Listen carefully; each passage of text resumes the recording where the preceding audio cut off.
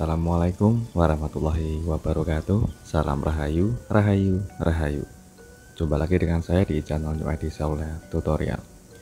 Di kesempatan kali ini kita akan unboxing kiriman dari salah satu sahabat subscriber. Beliau asal Garut, Jawa Barat teman-teman. Dan juga beliau sempat konsultasi untuk via WhatsApp sebelumnya untuk menanyakan yaitu handphone Poco X3 Pro dengan kondisi handphone mati total teman-teman, dan sempat ditanyakan sama ke teknisi terdekat di daerah beliau, namun untuk mungkin beliau si teknisinya belum sanggup untuk perbaikan CPU karena sudah dianalisa juga, bilangnya itu memang dari CPU nya permasalahannya. Saya coba untuk koneksikan menggunakan USB dokter atau USB tester dulu untuk mengetahui arus pada konsumsi handphone ini. Hanya menandakan di angka 0,2, mentok di 0,08 ampere teman-teman. Jadi untuk konsumsi arusnya tidak stabil atau bahkan sama sekali tidak ada respon, hanya mentok di 0,08 saja.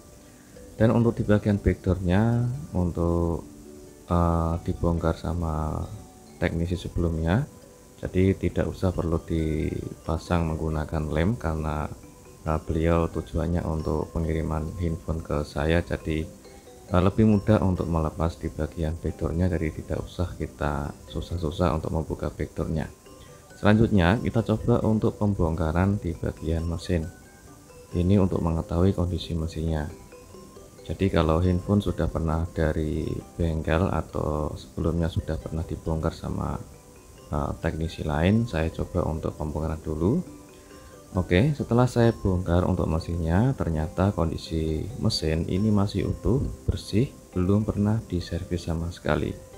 Jadi mungkin si teknisi awal atau beliau untuk pembongkaran awal mungkin benar untuk pengecekan dulu step by stepnya untuk mengetahui kondisi handphone ini kerusakannya dari masalah apa teman-teman.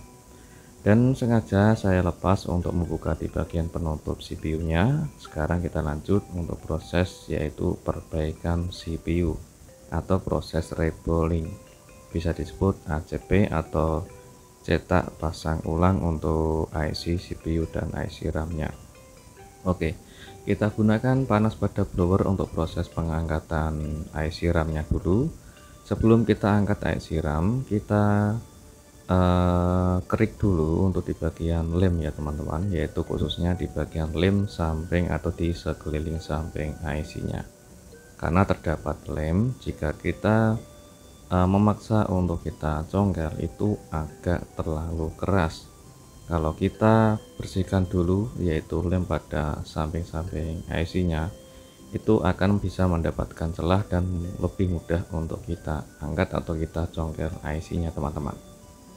Untuk panas pada blower saya menggunakan panas di angka 200 sampai 250. Kita kerik pelan-pelan. Usahakan untuk kita kerik lem yang ada di samping IC itu menekannya jangan terlalu keras teman-teman. Kalau terlalu keras untuk kita menekan alat congkel pisau buat membersihkan lem, itu nanti bisa mengakibatkan luka pada PCB teman-teman. Jika sudah selesai kita bersihkan lemnya, selanjutnya untuk setelan blower kita naikkan di angka 320 maksimal 330. Untuk setelan blower itu setiap teknisi pasti beda-beda untuk setelannya teman-teman, serta mengikuti dari brand atau merek yang dipakai. Oke, kita gunakan alat congkel dan kita cari celah dulu untuk kita angkat di bagian yang atas atau IC bagian atas itu adalah IC RAM. Jika sudah mendapatkan celah seperti ini, ada pergerakan sedikit demi sedikit saat kita angkat, jangan terlalu dipaksa apabila masih keras teman-teman. Tetap kita mengasih jarak antara kondisi IC ini benar-benar sudah bisa diangkat atau belum. Jika belum atau masih keras, itu jangan dipaksa dulu, kita harus mencari celah dulu sedikit demi sedikit untuk kita congkel pelan-pelan IC RAM-nya. Oke, kita masukkan dan kita angkat pelan-pelan IC RAM-nya. Jika sudah selesai untuk kita angkat IC RAM-nya, selanjutnya kita simpan dulu untuk IC RAM-nya dan kita lanjut untuk proses pengangkatan atau pijat congkel di bagian IC CPU-nya. Dengan suhu panas tetap yang sama di antara 320 maksimal 330. Saya ingatkan lagi, untuk setelan blower itu setiap teknisi pasti beda-beda dan juga mengikuti dari brand atau merek yang dipakai. Sedangkan untuk angin pada blower itu saya menggunakan panas di angka 40 apabila kita menggunakan blower yaitu digital. Kalau menggunakan analog atau manual itu panasnya hampir sama, sedangkan untuk anginnya itu paling kalau nggak salah sekitar 0,1 atau di angka 1 ya teman-teman. Jadi jangan terlalu keras untuk menggunakan anginnya. Pelan-pelan kita cari celah untuk memasukkan alat congkel pisaunya dengan hati-hati. Untuk mencari celah seperti ini, kalau tidak hati-hati itu bisa menyebabkan pin kaki CPU yang ada di PCB itu bisa ambrol ataupun bisa cacat atau rusak, dan juga bahkan bisa menyebabkan CPU juga ikut rusak. Jadi pelan-pelan saja untuk kita cari celah, baru kita angkat pelan-pelan untuk IC CPU-nya. Jika sudah selesai untuk kita angkat IC CPU-nya, selanjutnya kita bersihkan untuk meratakan timah yang ada di PCB. Untuk lebih mudahnya untuk membersihkan sisa timah, kita bisa mendapatkan timah pasta atau timah cair sambil kita menggunakan solder seperti ini. Untuk panas soldernya kita bisa menggunakan panas di angka 340 atau 350. Dengan hati-hati untuk menekan menggunakan ujung soldernya, juga jangan terlalu keras teman-teman. Tujuannya hanya untuk merapikan atau meratakan timah yang ada di PCB.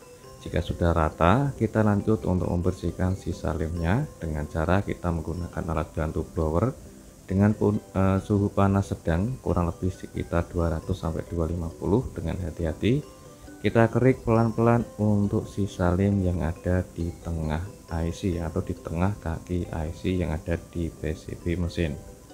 Dengan hati-hati, dan juga untuk menekannya jangan terlalu keras ya teman-teman. Kalau terlalu keras nanti bisa tergesek oleh pin kaki yang ada di PCB. Jika sudah selesai untuk membersihkan di area mesin, kita lanjut untuk membersihkan timah dan juga membersihkan lem yang ada di IC RAM-nya. Dengan hati-hati kita bersihkan atau kita ratakan dulu. Yang pertama kita ratakan di bagian sisa timahnya, baru kita membersihkan sisa lemnya. Kenapa harus kita ratakan dulu di bagian sisa timah? Karena kalau kita tidak membersihkan sisa timahnya atau sebagian ada pin kaki timah yang tebal, itu nanti kalau kita paksa menggunakan, kita kerik menggunakan alat pisau saat membersihkan lem, itu bisa menyebabkan pin pada IC RAM-nya itu bisa rusak atau bisa ambrol teman-teman. Jika sudah selesai kita ratakan menggunakan Goodwick. Dan jika sudah kita ratakan menggunakan Goodwick untuk meratakan timah yang ada di pin kaki IC RAM-nya, kita lanjut untuk meratakan kembali atau kita bisa sambil memberikan timah baru, yaitu menggunakan timah cair atau timah pasta, dan kita ratakan pelan-pelan di seluruh pin kaki IC RAM-nya. Sambil kita juga memberikan flux secukupnya saja dan kita ratakan kembali menggunakan Goodwick teman-teman. Di tahap ini kita harus ekstra bersih dan ekstra rata atau presisi di semua pin kaki yang ada di IC. Kita berikan timah baru lagi untuk memaksimalkan pengerjaan teman-teman. Tujuannya untuk memberikan timah baru ke bagian titik sela-sela IC-nya dan juga untuk meratakan pin kaki IC-nya agar nanti saat kita cetak itu bisa presisi dan lebih mudah untuk kita cetak teman-teman. Jika ada lubang pin kaki IC yang belum rata atau belum terisi timah, kita bisa memberikan timah pelan-pelan saja. Jadi tujuannya agar tidak dua kali kerja ya teman-teman. Usahakan setiap kali untuk perbaikan dikerjakan dengan pelan-pelan saja, tidak usah terlalu buru-buru. Jika sudah kita memberikan timah dan sama rata atau presisi, kita bersihkan untuk IC-nya. Tinggal kita proses untuk mencetak IC. Kita presisikan dulu IC ke alat BGA atau alat cetaknya, dan kita berikan timah cair atau timah pasta. Setelah presisi, kita bersihkan dan kita tekan halus menggunakan pinset untuk proses mencetaknya dengan suhu panas blower di angka 200-250 dan pelan-pelan saja. Oke, jika sudah kita cetak, kita bisa memberikan flux secukupnya saja untuk mempermudah pengangkatan IC dari alat cetak. Kalau kita tidak memberikan flux, itu biasanya agak susah atau sulit kita ambil IC dari alat cetaknya. Kalau tidak rata bisa menyebabkan kakinya ambrol, teman-teman. Jika sudah selesai untuk kita cetak di bagian IC RAM-nya, selanjutnya kita bersihkan di bagian IC CPU-nya, yaitu untuk meratakan sekaligus membersihkan sisa timah dan juga membersihkan sisa lemnya. Dengan cara seperti awal tadi, yaitu kita bisa gunakan flux secukupnya saja untuk meratakan timahnya, baru kita membersihkan sisa lem yang ada di bagian IC CPU-nya. Dengan pelan-pelan untuk alat bantu blower dengan suhu panas sedang di angka 200-250 untuk membersihkan sisa lemnya. Jika sudah selesai untuk membersihkan sisa lemnya, kita gunakan flux secukupnya saja, lalu kita ratakan menggunakan Goodwick, teman-teman. Kalau saran saya untuk menekan menggunakan Goodwick, jangan terlalu keras untuk menekannya, jadi menekannya secara halus saja untuk membersihkan dan sekaligus meratakan timah yang ada di IC CPU-nya. Oke, jika sudah selesai, kita lanjut, kita balik. Ini adalah pin kaki CPU. Yang tadi itu dibaliknya adalah pin kaki yang untuk bagian IC RAM. Jadi untuk CPU ini bolak-balik ya, teman-teman. Di bagian atas itu adalah buat untuk menghubungkan IC RAM-nya, dan sedangkan di bagian bawah ini adalah IC CPU atau di bagian pin kaki CPU-nya. Seperti biasa, kita ratakan dulu menggunakan solder untuk meratakan timahnya, baru kita bersihkan sisa lem menggunakan pisau khusus untuk alat membersih CPU, dan sambil kita ratakan menggunakan Goodwick. Setelah bersih, kita bisa mengulangi kembali untuk mempresisikan secara presisi di bagian semua pin kaki yang ada CPU-nya.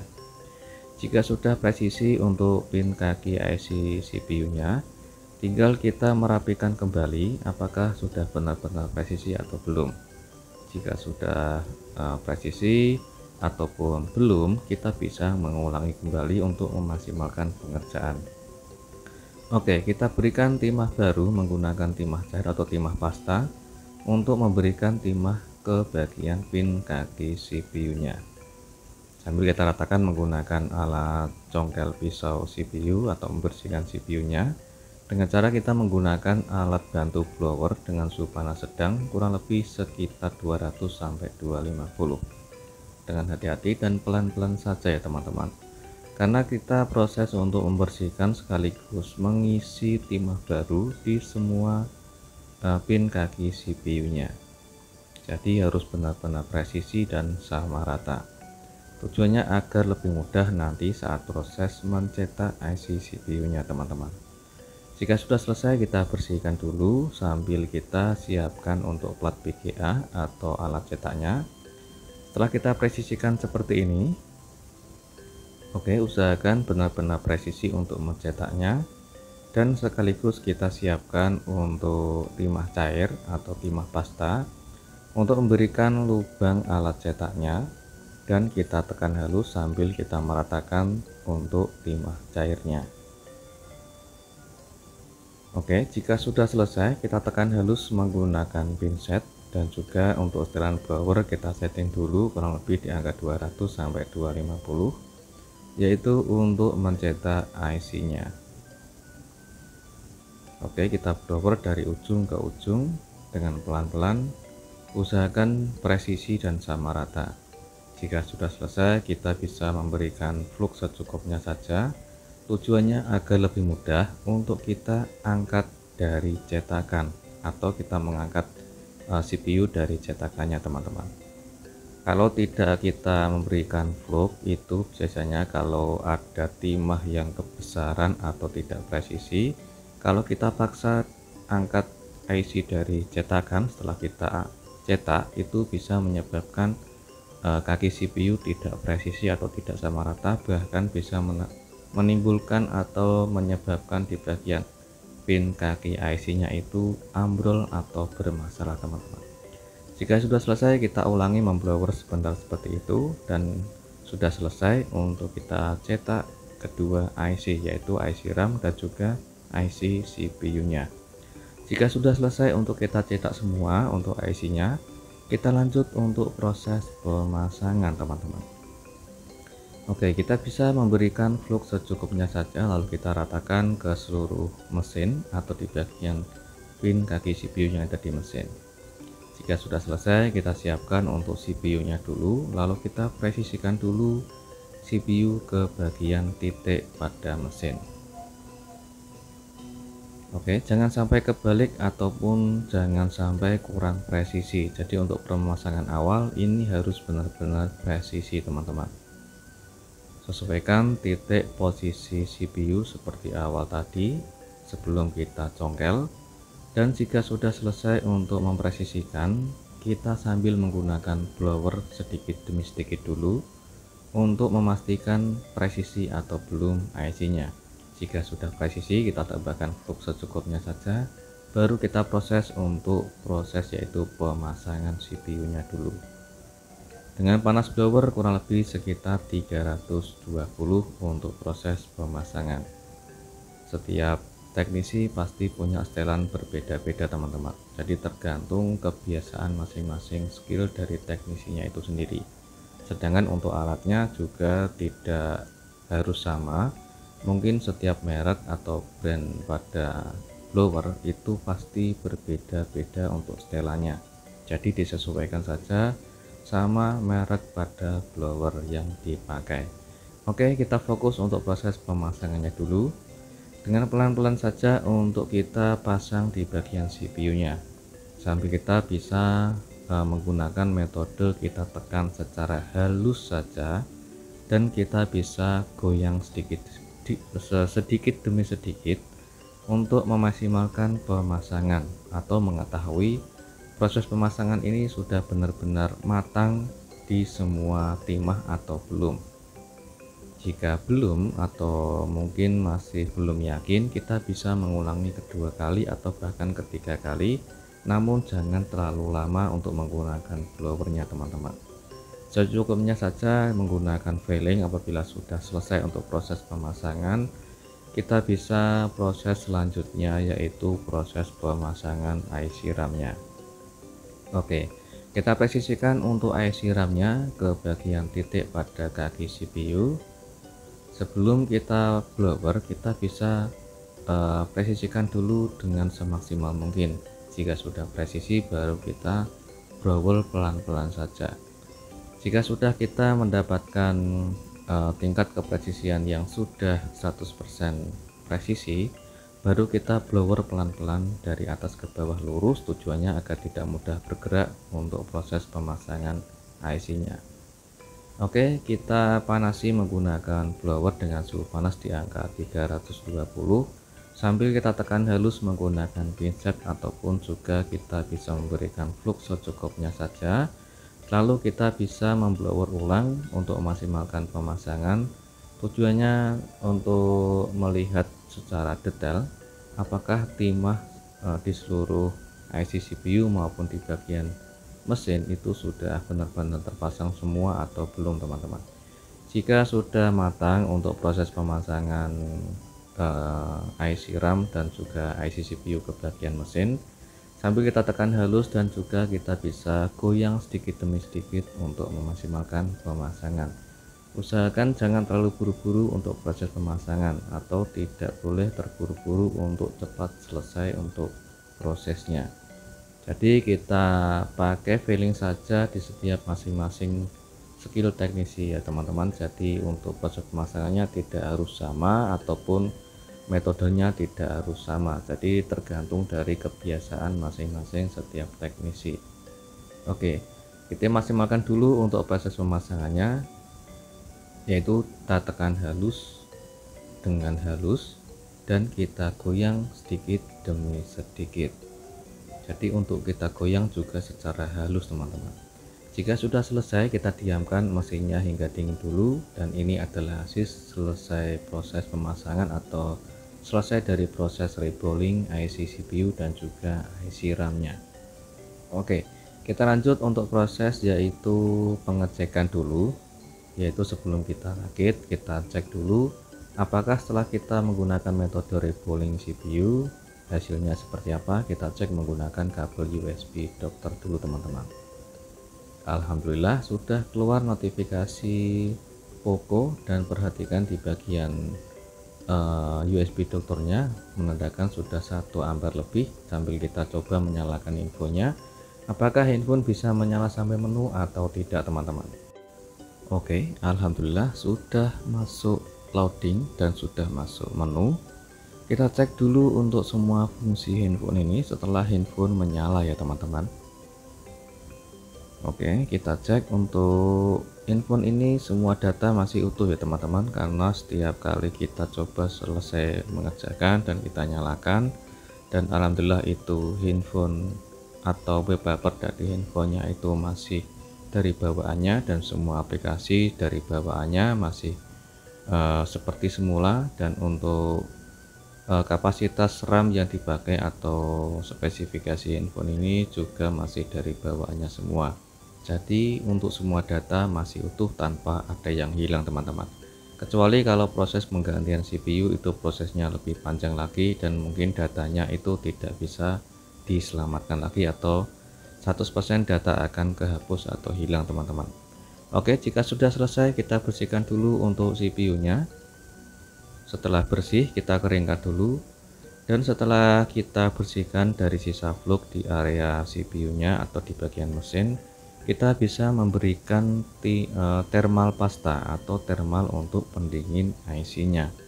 Tujuannya agar lebih tahan lama untuk umur dari IC nya itu sendiri teman-teman, karena setiap kali kita pemakaian handphone yang mungkin berlebihan itu bisa menyebabkan IC nya cepat panas. Jadi untuk mengurangi tingkat panas pada mesin, kita bisa memberikan thermal pasta atau thermal untuk pendingin mesin atau pendingin IC nya.